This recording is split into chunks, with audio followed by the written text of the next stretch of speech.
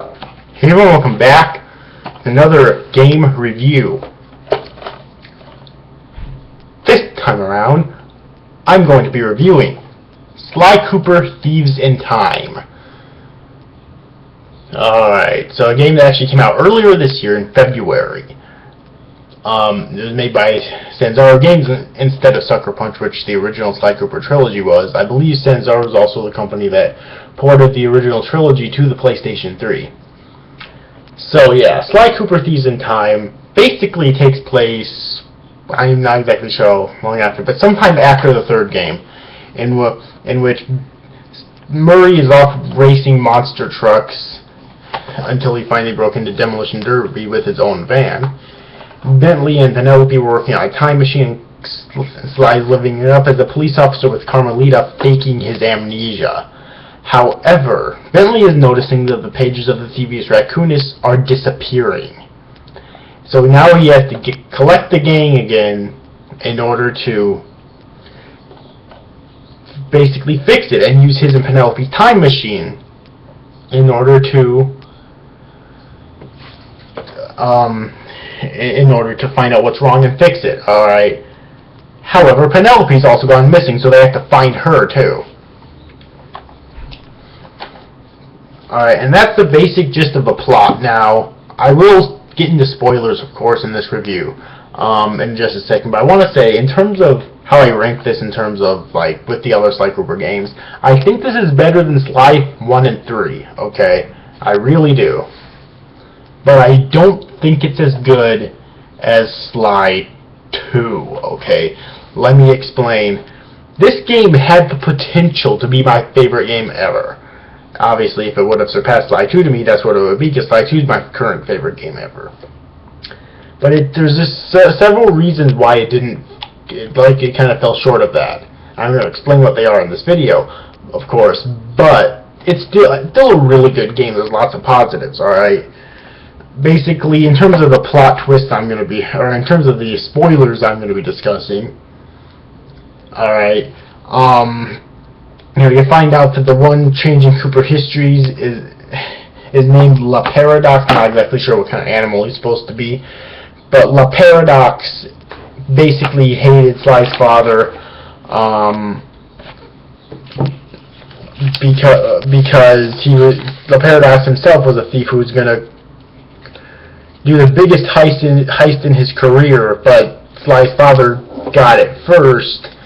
And that basically pissed La Paradox off. That's basically the gist of it. And then he collects all of these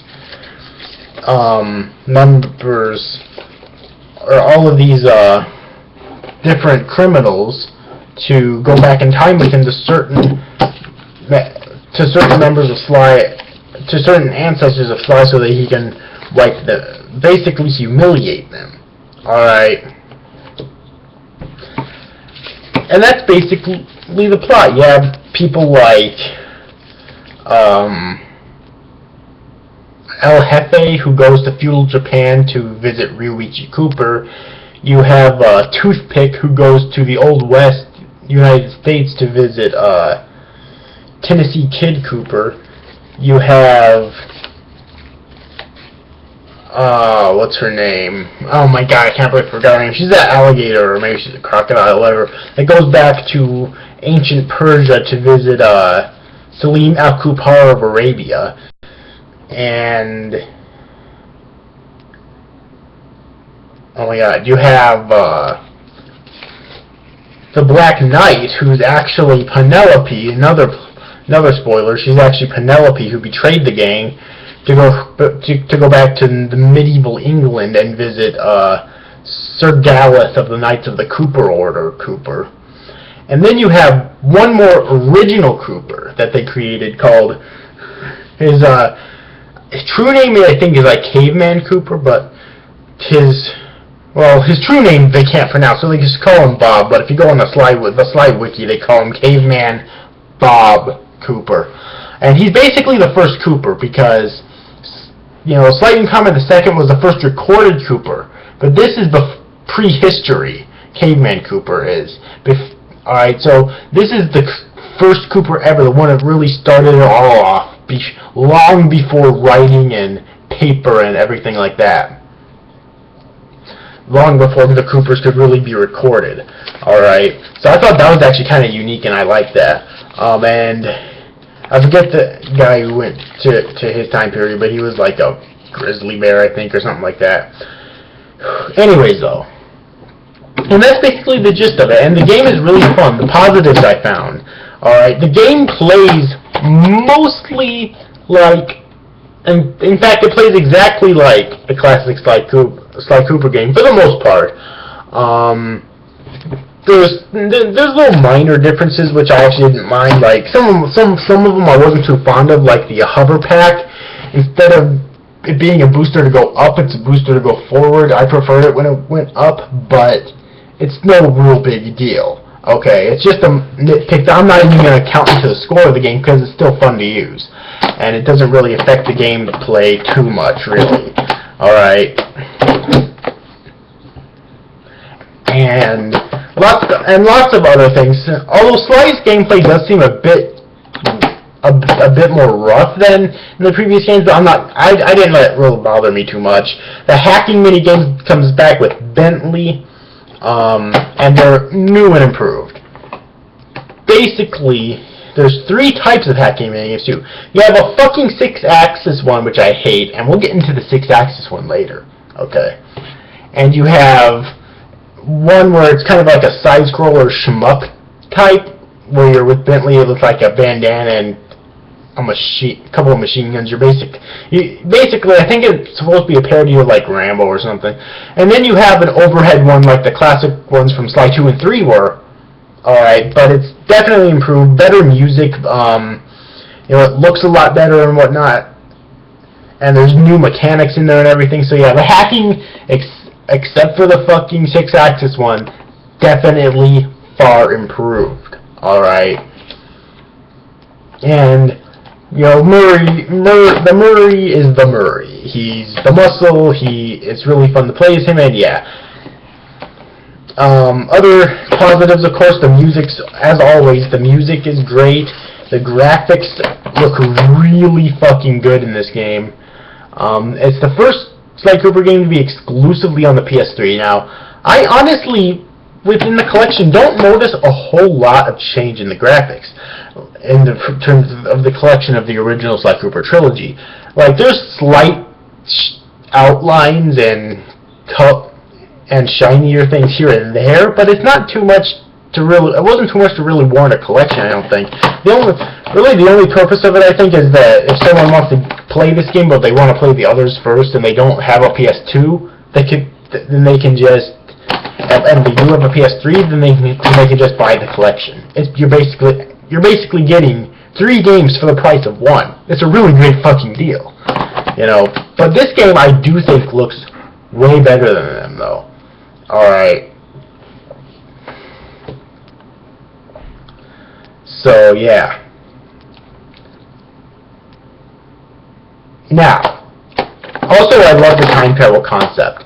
Now let's get into the negatives. If I think of any other positives later on, I'll be sure to mention them. But now let's get into the negatives, because I do have quite a few. Alright. First off, this is a major thing. Some people may call this a nitpick, but to me this is a major thing. You only get to visit 5 Cooper ancestors. And one of them wasn't even in the Cooper Vault, which means only 4 from the Cooper Vault, which means there's 6 left. Now, given the secret ending of this game, which, actually, I did get 100% with all the clue bottles. By the way, another positive, clue bottles are back. There's 30 in each level. Open up the safe to get a special reward. Also, so there's treasures back, 5 in each episode. And there's a new collectible, Sly Masks, which is a certain amount of in each episode. And there's 60 in total in the game, which is kind of cool that they added that. Anyways, though, back on topic here, back on track.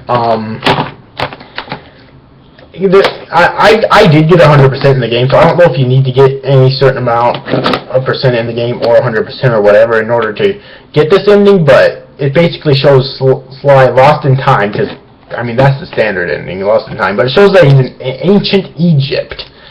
Now, obviously, since all plans on making a Sly 5, where they possibly show the final 6 Cooper ancestors, and maybe some original ones too that they created if they feel the need to. But here's my thing though. I really hope that that's not the only reason they made Sly 5. They could, that they want to make Sly 5, they could have easily put all 10 of those Cooper Mall ancestors in here, plus Caveman Bob Cooper from the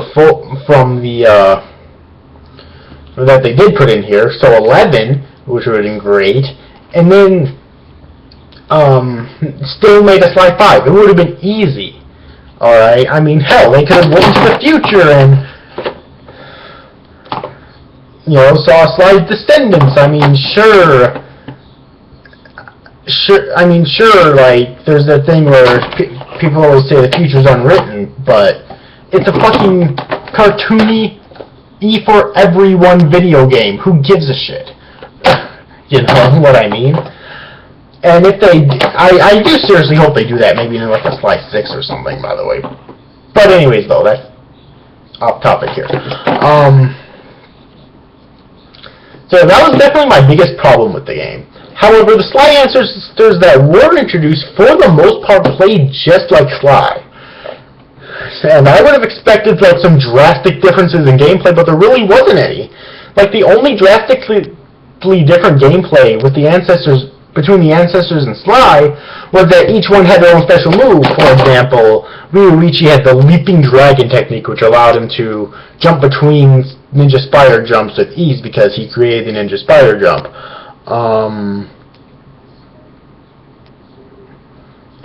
Salim Al-Kupar, I believe he had the ability to grab onto poles and instantly shoot up them. Alright. And Caveman Bob Cooper has the ability to climb ice walls.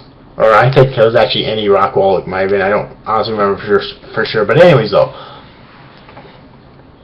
Shit. Oh, oops. Anyways, yeah, and the others have their own as well.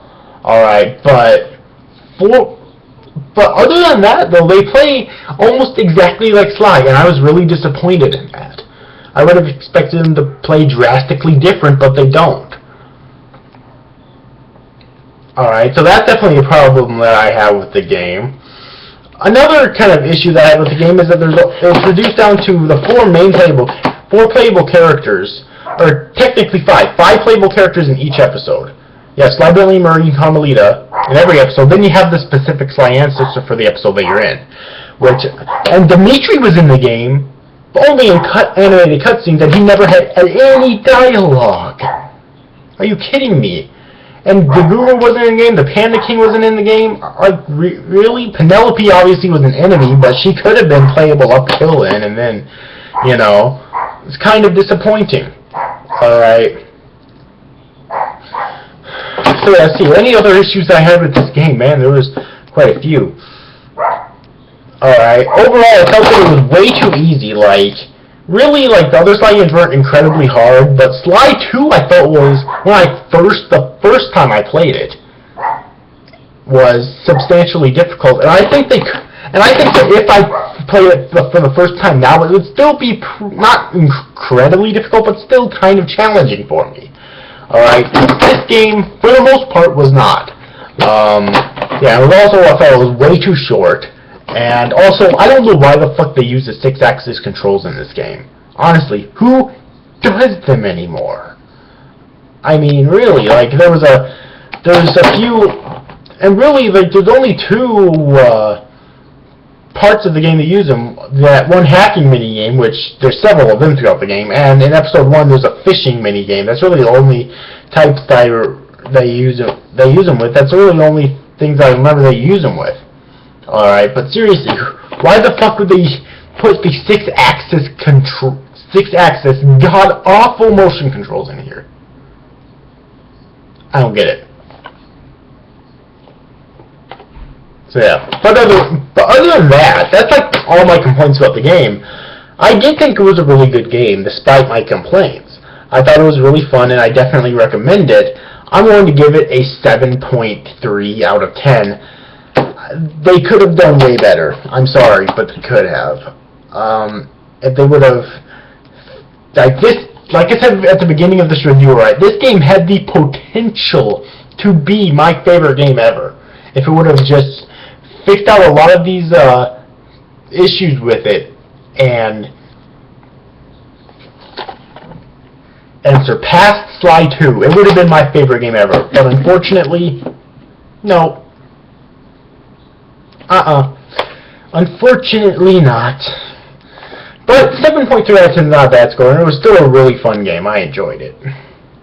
Also, an interesting thing about this game is that I don't have a PlayStation Vita, but if you buy the Vita version, there's actually a cross-play compatibility where you can save it on one and pick up your save file on another, which is a really cool concept. I don't remember any other games that have done that. I'm sure they exist, but I don't remember any. I think I heard that there's not a whole lot out there that have ever been made that have done that, so that's a pretty cool thing. So if you have the money to buy the PS3 version and the Vita version, and you have both consoles, obviously, and that'll be a really cool thing to check out. I don't have a Vita though, so yes. But anyways, overall, hope you enjoyed this review, guys. See you after, guys. Thanks for watching. Bye bye.